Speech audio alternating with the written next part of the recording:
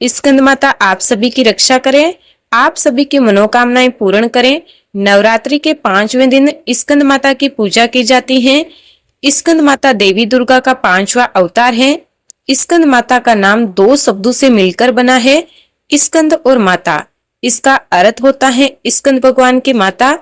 स्कंद यानी कार्तिकेय, जो कि महादेव और माता पार्वती जी के पुत्र हैं, और माँ भगवती के इस रूप का नाम उनके पुत्र के नाम ही पर पड़ा है।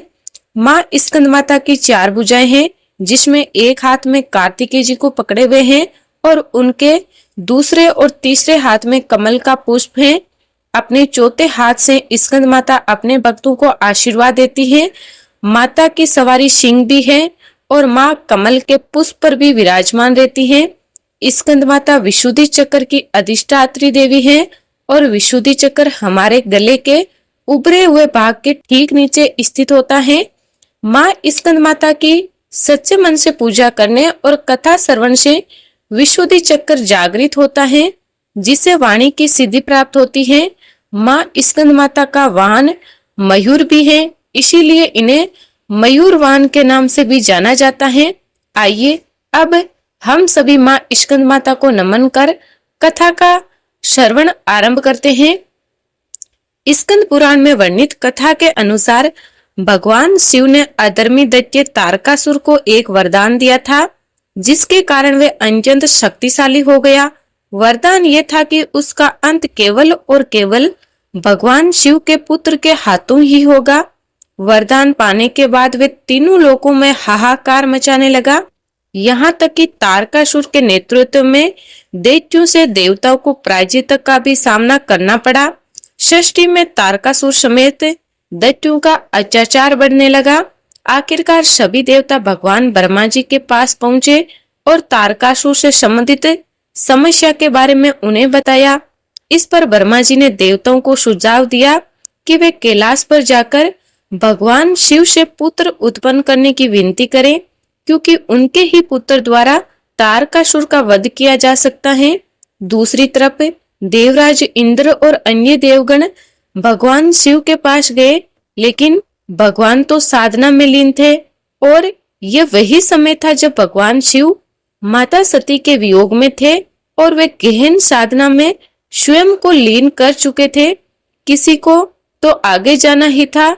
तब देवताओं में से कामदेव ने उनके तपस्या, उनके ध्यान को भंग करने का प्रयास किया, जिसका परिणाम ये हुआ कि उन्हें भगवान शिव ने अपने क्रोध से भस्म कर दिया। इधर देवी पार्वती भी भगवान शिव को पति रूप में प्राप्त करने के लिए कठिन तपस्या में लीन थी। तब भगवान शिव देवी पार्वती जी की तपस्या से प्रसन्न हुए और शुभ घड़ी और शुभ मुहूर्त में उनसे विवाह कर लिया। दूसरी ओर भगवान शिव और देवी पार्वती जी के विवाह के शुभ अवसर पर ही देवी रति ने भगवान और माता पार्वती जी से अपने पति को पुनर्जीवित करने की कामना प्रकट की। तब भगवान शिव ने कामदेव को पुनर्जीवन प्रदान किया। इस तरह शिव और शक्ति पुनः एक होकर कैलाश पर वास करने लगे और कथा में यहीं पर भगवान शिव के पुत्र कार्तिकेय का प्रसंग आता है। कार्तिकेय जी माता पार्वती और भगवान शिव के जैविक पुत्र नहीं है, लेकिन वे शिव जी के अंश अवश्य हैं। कार्तिकेय जी का जन्म कुछ इस प्रकार हुआ कि शिव जी के तेज से एक दिव्य प्रकाश पुंज निकला और ये पुंज इतना शक्तिशाली था कि इसे अग्नि, पर्वत, ऋषि, मुनियों की पत्नियां तक नहीं संभाल पा रही थी। शिवांश इतना तेज था कि कोई भी उसे संभाल नहीं सका और जब ये तेज धरती पर पड़ा तो धरती माता ने भी इसे संभालना कठिन हो गया। इसके बाद ये दिव्य तेज पुंज चलता ही रहा और इस प्रकार ये गंगा जी के जल में तैरने लगा। लेकिन देवी गंगा जी भी उस प्रकाश पुंज को सहन नहीं कर पाई और उसे सरकंड के एक वन में त्याग दिया। समय बीतने के साथ ही शिव जी का अंश वे एक बालक के रूप में परिवर्तित हो गया। 6 मुख वाले उस बालक का पालन पोषण कृतिकाओं ने किया था, जिसके कारण ही उस बालक का नाम कार्तिकेय पड़ गया। भगवान शिव जी के तेज से उत्पन्न हुए उस बालक का यानी कार्तिकेय जी का वन में ही लालन पोषण होने लगा। कृतिकाएं एक माता की भांति उस बालक का ध्यान रखती थी। उधर माता पार्वती जी ने भी एक तेजवान बालक कार्तिकेय जी के बारे में सुना और इस बारे में भगवान शिव को भी बताया। तब भगवान शिव ने उन्हें जानकारी दी कि कार्तिकेय जी उनके ही पुत्र हैं। इसके बाद भगवान शिव अपने गणों को बुलाया और कहा कि तुम उस सरकंड के वन में जाओ। वे एक बालक हैं जो अपनी वीरता का प्रदर्शन कर रहा है। वह हमारा अंश है, हमारा पुत्र है। उसे सम्मान के साथ लेकर आओ। तब शिव जी के आदेश के बाद शिवगण उस वन में पहुंचे और कुमार कार्तिकेय को कृतिकाओं सहित बड़े सम्मान के साथ भगवान शिव के सम्मुख ले आए। उस बालक को देखकर कैलाश पर्वत पर आनंद छा गया। वहीं कार्तिकेय जी के आने जाने के बाद अब वह समय भी आ गया जब उन्हें शिव पुत्र के द्वारा तारकासुर का वध होना था। भगवान शिव के पुत्र कार्तिकेय जी अत्यंत वीर थे और उन्हें तारकासुर का वध भी करना था। तब देवी पार्वती ने स्कंद माता रूप धरकर अपने पुत्र कार्तिकेय को सेना के कुशल नेतृत्व की शिक्षा दी।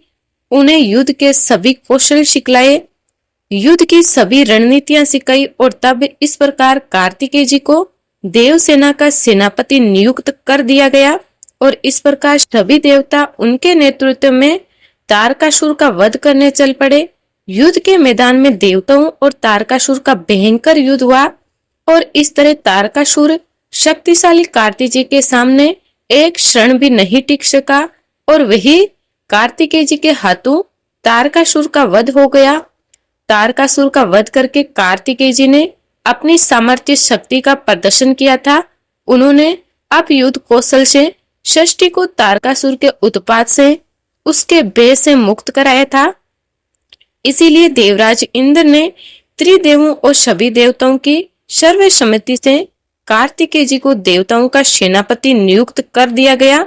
इस प्रकार स्कंद माता की पूजा में भगवान कार्तिकेय जी की कथा का ही प्रसंग मिलता है और जो भक्त सच्चे मन से इस कथा को सुनता है उसके सभी विघ्नों का नाश हो जाता है, उसके सभी शत्रु भी परास्त हो जाते हैं, उसके घर में सुख शांति छा जाती है। प्रेम से बोलिए स्कंद माता की जय, कुमार कार्तिकेय जी की जय। अब सुनिए श्री दुर्गा सप्तशती का 5वां दिन पढ़ा जाने वाला अध्याय 9 और 10।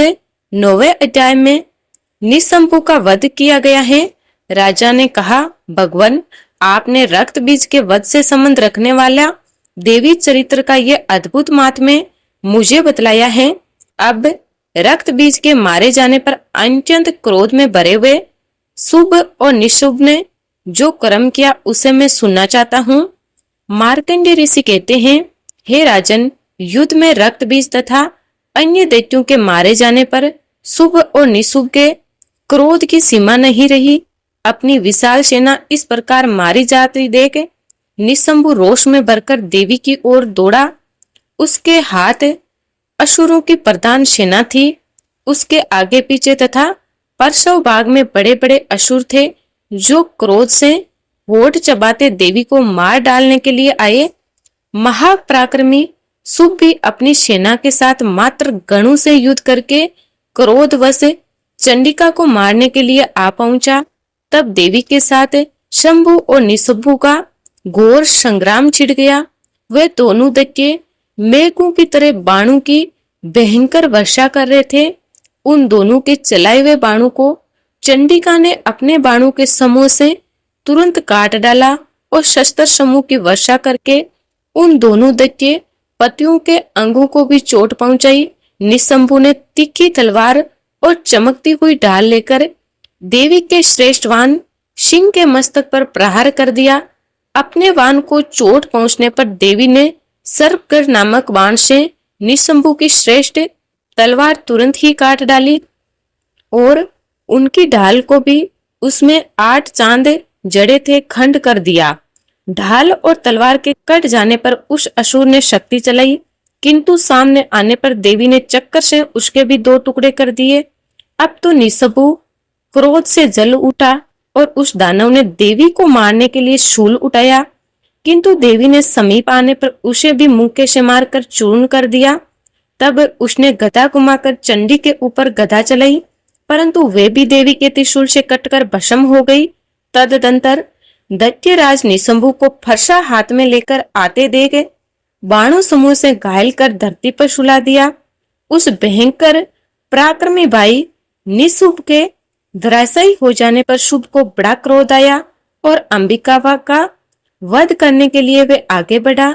रथ पर बैठे बैठे ही उत्तम आयुधों से सुसज्जित अपनी बड़ी बड़ी 8 अनुपम भुजों से समुचे आकाश को ढककर वह अद्भुत शोभा पाने लगा। उसे आते देख शंख बजाया और धनुष की प्रत्यंचा भी अत्यंत दुस्शब्द किया। साथ ही अपने घंटे के शब्द से जो समस्त दैत्य सैनिकों का तेज नष्ट करने वाला था, संपूर्ण दिशाओं को व्याप्त कर दिया। तदनंतर सिंह ने भी अपनी दहाड़, जिसे सुनकर बड़े बड़े गजराजों का महान मद दूर हो जाता है, आकाश, पृथ्वी और देशों दिशाओं को गूंजा दिया। फिर काली ने आकाश में उछलकर अपने दोनों हाथों से पृथ्वी पर आघात किया। उसे ऐसा भयंकर शब्द हुआ जिसे पहले के सभी शब्द शांत हो गए। तत्पश्चात शिवदूती ने दैत्यों के लिए अमंगलजनक अट्टहास किया। इन शब्दों को सुनकर समस्त असुर थरथरा उठे, किंतु शुभ को बड़ा क्रोध आया। उस समय देवी ने जब शुभ को लक्ष्य कर कर कहा, ओ दुरात्मा, खड़ा रहे, खड़ा रहे, तभी आकाश में खड़े हुए देवता बोल उठे, जे हो, जे हो। शुभ ने वहां आकर ज्वालाओं से युक्त अत्यंत भयानक शक्ति चलाई। अग्नि में पर्वत के समान आती हुई उस शक्ति को देवी ने बड़े भारी हुक्के से दूर हटा दिया। उस समय शुभ के निषाद से तीनों लोग गूंज उठे। राजन, उसकी प्रतिध्वनि से वज्रपात के समान भयानक शब्द हुआ, जिनसे अन्य सब शब्दों को जीत लिया। शुभ के चलाए हुए बाणों के देवी ने और देवी के चलाए हुए बाणों के शुभ ने अपने भयंकर बाणों द्वारा सैकड़ों और हजारों टुकड़े कर दिए। तब क्रोध में भरी हुई चंडिका ने शुभ को शूल से मारा। उसके आघात से मूर्छित होकर वह पृथ्वी पर गिर पड़ा। इतने में ही निशुंभ को चेतना हुई और उसने धनुष में लेकर बाणों द्वारा देवी काली तथा सिंह को घायल कर डाला। फिर उस दैत्यराज ने 10,000 बाहें बनाकर चक्रों के प्रहार से चंडिका को आधचित्त कर दिया। तब दुर्गम पीड़ा का नाश करने वाली भगवती दुर्गा ने कुपित होकर अपने बाणों से उन चक्रों तथा बाणों को काट गिराया। ये देख निशुंभ दैत्य सेना के साथ चंडिका का वध करने के लिए हाथ में गदा लेकर बड़ा तेजी से दौड़ा। उसके आते ही चंडी ने तीखी धार वाली तलवार से उसकी गदा को शीघ्र ही काट डाला। तब उसने शूल हाथ में ले लिया। देवताओं को पीड़ा देने वाले निशुंभ को शूल हाथ में लिए आते देख चंडिका ने वेग से चलाए हुए अपने शूल से उसकी छाती छेद डाली। शूल से विदीर्ण हो जाने पर उसकी छाती से एक दूसरा महाबली एवं महापराक्रमी पुरुष खड़ा रहे कहता हुआ निकला। उसे निकलते हुए पुरुष की बात सुनकर देवी ठहाकार हंस पड़ी और खंडक से उन्होंने उसका मस्तक काट डाला। फिर तो वह पृथ्वी पर गिर पड़ा। तदनंतर सिंह अपनी डाडू से असुरों की गर्दन कुचलकर खाने लगा। ये बड़ा भयंकर दृश्य था। इधर काली तथा शिवदूती ने भी अन्य दैत्यों का भक्षण आरंभ कर दिया। कौमारी की शक्ति से विदीर्ण होकर कितने ही महादैत्य नष्ट हो गए। ब्राह्मणी के मंत्र से भूत जल से निषेध होकर कितने ही भाग खड़े हुए। कितने ही दैत्य महाशूरी के त्रिशूल से छिन्न भिन्न होकर धराशायी हो गए। वहराई के थूथन के आघात से कितनों का पृथ्वी पर कचुम्बर निकल गया। वैष्णव देवी ने अपने चक्कर से दानों के टुकड़े टुकड़े कर डाले। इंद्री के हाथी से छूटे हुए वज्र से भी कितने ही प्राणों से हाथ धो बैठे। कुछ असुर नष्ट हो गए और कुछ उस महायुद्ध से भाग गए तथा कितने ही काली शिवदूती तथा सिंह के ग्रास बन गए। जय माता दी। इस प्रकार श्री मार्कंडेय पुराण में सार्वणिक मनवंतर की कथा के अंतर्गत देवी महात्म्य में निःशुभ वध नामक 9वां अध्याय पूर्ण हुआ। अब सुनिए 10वां अध्याय, जिसमें शुभ वध का वर्णन किया गया है। 10वें अध्याय को शुरू करने से पहले हम सब मिलकर मां जगदम्बे का ध्यान करें। मैं मस्तक पर अर्धचंद्र धारण करने वाली शिव शक्ति स्वरूपा भगवती कामेश्वरी का हृदय में चिंतन करती हूँ। वह तपाए हुए श्रवण के समान सुंदर हैं। सूर्य, चंद्रमा और अग्नि, यही उनके 3 नेत्र हैं और वे अपने मनोहर हाथों में धनुष, बाण, अकुश, पाश और शूल धारण किए हुए हैं। मार्कंडेय ऋषि कहते हैं, राजन, अपने प्राणों के समान प्यारे भाई निशंभु को मारा गया देख तथा सारी सेना का संहार होता जान शुभ ने कुपित होकर कहा, दुष्ट दुर्गे, तू बल के अभिमान में आकर झूठ मूठ का घमंड ना दिखा। तू बड़ी मनमानी है, किंतु दूसरी स्त्रियों के बल का सहारा लेकर लड़ती है। तब देवी बोली, ओ दुष्ट, मैं अकेली ही हूँ। इस संसार में मेरे सिवा दूसरी कौन है? ये देख, मेरी ही विभूतियां हैं, इसीलिए मुझ में ही प्रवेश कर रही है। तदनंतर ब्रह्माणी आदि समस्त देवियां अंबिका देवी के शरीर में लीन हो गई। उस समय केवल अंबिका देवी ही रह गई। तब देवी बोली, मैं अपनी ऐश्वर्य शक्ति से अनेकों रूपों में यहाँ उपस्थित थी। उन सब रूपों को मैंने समेट लिया है। अब अकेले ही युद्ध में खड़ी हूँ, तुम भी स्थिर हो जाओ। मार्कंडेय ऋषि कहते हैं, राजन, तदनंतर देवी और शुभ दोनों में सब देवता तथा दानवों के देखते देखते भयंकर युद्ध छिड़ गया। बाणों की वर्षा तथा तीखे शस्त्रों और दारुण अस्त्रों के प्रहार के कारण उन दोनों का युद्ध सब लोगों के लिए बड़ा भयानक प्रतीत हुआ। उस समय अंबिका देवी ने जो सैकड़ों दिव्य अस्त्र छोड़े, उन्हें दैत्यराज शुभ ने उनके निर्वाकार अस्त्रों द्वारा काट डाला। इसी प्रकार शुभ ने भी जो दिव्य अस्त्र चलाए, उन्हें परमेश्वरी ने भयंकर हुंकार शब्द के उच्चारण आदि द्वारा खिलवाड़ में ही नष्ट कर डाला। तब उस असुर ने सैकड़ों बाणों से देवी को आदर्शित कर दिया। ये देख क्रोध में भरी हुई उन देवी ने भी बाण मारकर उसका धनुष काट डाला।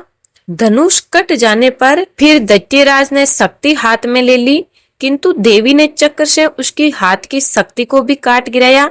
तत्पश्चात दैत्यों के स्वामी शंभु ने 100 चांदों वाली चमकती हुई ढाल और तलवार को हाथ में ले लिया। उस समय देवी पर धावा किया। उसके आते ही चंडिका ने अपने धनुष से छोड़े हुए तीखे बाणों द्वारा उसकी सूर्य किरणों के समान उज्जवल ढाल और तलवार को तुरंत काट गिराया। फिर उस दैत्य के घोड़े और सारथी मारे गए। धनुष तो पहले ही कट चुका था। अब उसने अंबिका को मारने के लिए उद्वेलित होकर भयंकर मुद्र हाथ में लिया। उसे आते देख अपने तीक्ष्ण बालों से उसका मुद्र भी काट डाला, जिस पर वह असुर मुक्का तानकर बड़ी तेजी से देवी की ओर झपटा। उस दैत्यराज ने देवी की छाती में मुक्का मारा। तब उन देवी ने भी उसकी छाती में एक चांटा जड़ दिया। देवी का थप्पड़ खाकर दैत्यराज शुभ पृथ्वी पर गिर पड़ा, किंतु पुनः साहस पहले की तरह उठकर खड़ा हो गया। फिर वह उछला और देवी को ऊपर ले जाकर आकाश में खड़ा हो गया। तब चंडिका आकाश में भी बिना किसी आधार के ही शुभ के साथ युद्ध करने लगी। उस समय दैत्य और चंडिका का आकाश में एक दूसरे से युद्ध करने लगे और उनका वे युद्ध पहले सिद्धि और मुनियों को विस्मय में डालने वाला हुआ। फिर अंबिका ने शुभ के साथ बहुत देर तक युद्ध करने के पश्चात उसे उठाकर घुमाया और पृथ्वी पर पटक दिया। पटके जाने पर पृथ्वी पर आने के बाद वे दुष्ट आत्मा दैत्य पुनः चंडिका का वध करने के लिए उनकी ओर बड़ी तेजी से दौड़ा। तब समस्त दैत्यों के राजा शुभ को अपनी ओर आते देख त्रिशूल से उसकी छाती छेदकर उसे पृथ्वी पर गिरा दिया। देवी के शूल की धार से घायल होने पर उनके प्राण पखेरु उड़ गए और वे समुद्रों, द्वीपों तथा पर्वतों सहित समूची पृथ्वी को कंपाता हुआ भूमि पर गिर पड़ा। इसके बाद उस दुरात्मा के मारे जाने पर संपूर्ण जगत प्रसन्न और पुण्य स्वस्थ हो गया। आकाश स्वस्थ दिखाई देने लगा। पहले जो उत्पात सूचक मेघ और उल्कापात होते थे वह सब शांत हो गए तथा उस दैत्य के मारे जाने पर नदियां भी ठीक मार्ग से बहने लगी। उस समय शंभु की मृत्यु के बाद संपूर्ण देवताओं का हृदय हर्ष से भर गया और गंधर्व गण मधुर गीत गाने लगे। दूसरे गंधर्व बाजे बजाने लगे। अप्सराएं नाचने लगी। पवित्र वायु बहने लगी। सूर्य की प्रभा उत्तम हो गई। अग्निशाला की बुझी हुई आग अपने आप प्रज्वलित हो उठी और संपूर्ण दिशाओं के भयंकर शब्द शांत हो गए। जय माता दी। इस प्रकार श्री मार्कंडेय पुराण में श्रवणिक मनवंतर की कथा के अंतर्गत देवी महात्म्य में शुभ वध का नाम का 10वां अध्याय पूर्ण हुआ। अब सुनिए श्री दुर्गा चालीसा पाठ और आरती। नमो नमो दुर्गे सुख करणी, नमो नमो अम्बे दुख हरणी, निरांकार है ज्योति तुम्हारी, तीहु लोक फैली उजियारी। ससील लाट मुख महाविशाला, नेत्र लाल पुरकुटी विकराला, रूप मातु को अधिक सुहावे, दशरथ करत जन अति सुख पावे। तुम संसार से ले कीना, पालन हेतु अन धन दीना, अन्नपूर्णा हुई जगपाला, तुम ही आदि सुंदर बाला। परले काल सब नासन हारी, तुम गौरी शिव शंकर प्यारी। शिव योगी तुम्हारे गुण गावे, ब्रह्मा विष्णु तुम्हें नित्य जावे। रूप सरस्वती को तुम धारते, सदपुति ऋषि मुनि ने उबारा। धरे रूप नरसिंह को अम्बा, प्रकट भय फाड़ कर खंबा। रक्षा करी प्रहलाद बचायो, हिरणाकुश को स्वर्ग पठायो। लक्ष्मी रूप धरो जग माई, श्री नारायण अंग समाई। क्षीर सिंधु में करत विलासा, दया सिंधु दीजे मन आशा। हिलाज में तुम ही भवानी, महिमा अमित ने जाते बखानी। मातंगी अरुदमावती, माता भुवनेश्वर बगाला। सुखदाता श्री भैरव तारा, जग तारणी छिन बिन बाला। भव दुख निवारणी के हरिवान, सोहे भवानी लांगुर वीर। चलत अगवानी कर में खप्पर, खटक विराजे जाको देके। काल डर भाजे सोहे, अस्तर और त्रिशूला जात उठते। शत्रु है सूला, नगर कोटि में तुम ही विराजत। तीहु लोक में डंका बाजत, सुप निशंभु दानव तुम मारे। रक्त बीज शंकन संहारे, महिषासुर नरप अति अभिमानी। जे अकुलानि रूप कराले, कालिका धारा सेन सहित तुम ही ती संहारा। परिगाढ़ संतां पर जब भई, सहाय माँ तुम तब तब अमरपुरी। अरुबा सबका तब महिमा सब रहे अशोका। ज्वाला में है ज्योति तुम्हारी, तुम्हें सदा पूजे नर नारी। प्रेम भक्ति से जो जस गावे, दुख दरिद्र निकट नहीं आवे। जावे तुम्हें जो नरे माही, जन्म मरण ताको छूट जाई। जो कि सुर मुनि कहत पुकारी, योग न हो बिन शक्ति तुम्हारी। शंकर आज रज तप कीनु, काम अरु क्रोध जीत सब लीनु। निश दिन ध्यान धरो शंकर को, काहू काल नहीं सुमिरो तुमको। शक्ति रूप को मरम न पायो, शक्ति गही तब मन पछतायो। शरणागत हुई कीर्ति बकानी, जे जे जे जगदम्बे भवानी।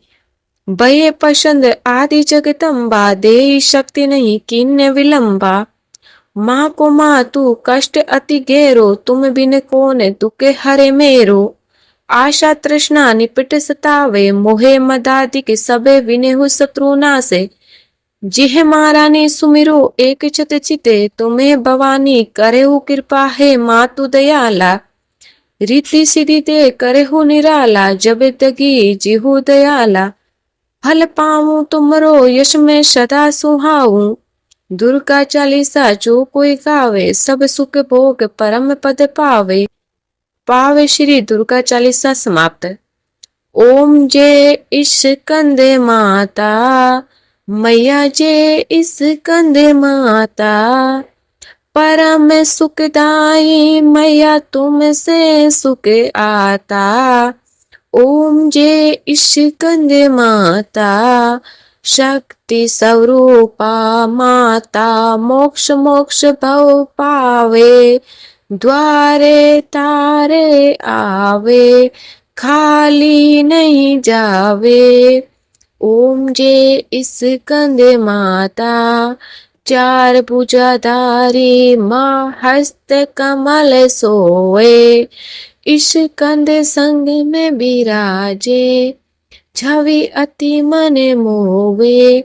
ओम जे स्कंद माता पांचवे नवरात्रि में ध्यान भक्त धरे, मन वाचित फल पावे, कष्ट माँ दूर करे। ओम जे स्कंद माता रूप निराला है, माँ का जन गुण गान करे, कर दो कृपा। हे मैया तू मेरे द्वार खड़े। ओम जे स्कंद माता विपदा हरती, ओ मैया जो मन ध्यान करे, साधक नित्य हर साये, जे माँ की करे। ओम जे स्कंद माता शिव योगी की शक्ति, तुमको जग जाने, कार्तिक वंदना मैया ये जग माने। ओम जे स्कंद माता तुम्हारी कृपा से धर्म हर पल ही जीते, तुम्हारी इच्छा से हम सब भक्ति रस पीते। ओम जे स्कंद माता, स्कंद माता की आरती जो मन से गाए, भव बंधन से छूटे नित्य सुख पाए। ओम जे स्कंद माता, ओम जे स्कंद माता, जे स्कंद माता परम सुखदाई, मैया तुमसे सुख आता। ओम जे स्कंद माता। प्रेम से बोलिए शेरों वाली मैया की जय स्कंद माता की जय। प्रिय भक्तजनों, अब हम सभी मिलकर करें माता रानी से क्षमा याचना करते हैं, ताकि हमारे द्वारा हुई किसी भी गलती के लिए माता रानी हमें क्षमा कर सके। हे परमेश्वरी, मेरे द्वारा रात दिन शस्त्रों अपराध होते रहते हैं, अतः आप मुझे अपनी सेविका समझकर कृपा पूर्वक उन अपराधों को क्षमा करो। ना तो मैं आह्वान करना जानती हूँ, ना ही विसर्जन करना जानती हूँ, और ना ही पूजा करना जानती हूँ।